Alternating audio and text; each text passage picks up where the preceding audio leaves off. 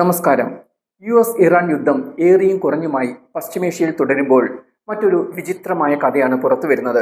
American വിമാനവാഹിനി കപ്പലായ USS Abraham ലിങ്കണിലെ 5000-ലധികം വരുന്ന നാവികർ കടുത്ത മാനസിക പ്രതിസന്ധിയിലാണെന്നാണ് പുറത്തുവരുന്ന റിപ്പോർട്ട്. കപ്പലിലെ ജീവിതം നിലവിൽ ദുസ്സഹമാണ്. സോപ്പ്, ടൂത്ത്പേസ്റ്റ് പോലുള്ള അവശ്യ സാധനങ്ങൾ പോലും കപ്പലിൽ ലഭ്യമല്ല. ആവശ്യത്തിന് ഭക്ഷണവും വെള്ളവും ലഭിക്കാതെ പ്രശ്നത്തിലായ നാവികരിൽ പലരും കടലിലേക്ക് എടുത്തു ചാടുകയാണ്.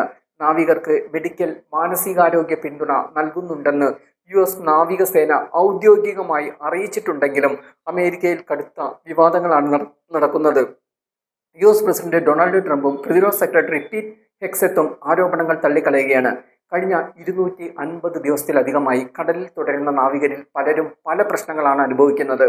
ഒരു US കപ്പൽ കരയിലടുക്കാതെ തുടർച്ചയായി കടലിൽ ചിലവഴിക്കുന്ന റെക്കോർഡ് സമയമാണിത്.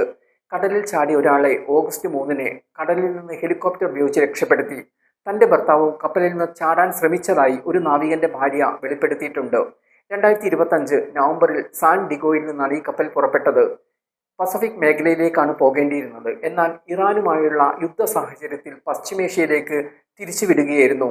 മെയ് മാസത്തിൽ അവസാനിക്കേണ്ടിയിരുന്ന ഇവരുടെ സേവന കാലാവധി പല തവണയായി നീട്ടി. കഴിഞ്ഞ 8 മാസത്തിനിടെ വെറും 2 ദിവസം മാത്രമാണ് നാവികർ കരയിലിറങ്ങിയത്. എതിർപ്പുകൾ ശക്തമായതോടെ പസഫിക് മേഖലയിൽ വിന്യസിച്ചിരുന്ന USS ജോർജ് വാഷിംഗ്ടൺ എന്ന വിമാനവാഹിനി കപ്പലിനെ പശ്ചിമേഷ്യയിലേക്ക് മാറ്റാൻ US തീരുമാനിച്ചിട്ടുണ്ട്. ഇതിലും ആശങ്ക ഉയർന്നിട്ടുണ്ട്. പസഫിക് മേഖലയിൽ US നിരീക്ഷണം ഇല്ലാതാക്കാനും അത് ചൈനയ്ക്ക് മേൽക്കൈ ലഭിക്കാനും ഇടയാക്കുമെന്നാണ് ആശങ്ക. എന്തായാലും യുദ്ധം വരുത്തിവെക്കുന്ന വിനകൾ ചെറുതല്ലെന്ന് അമേരിക്കയ്ക്ക് ഒരിക്കൽ കൂടി ബോധ്യമാവുകയാണ്.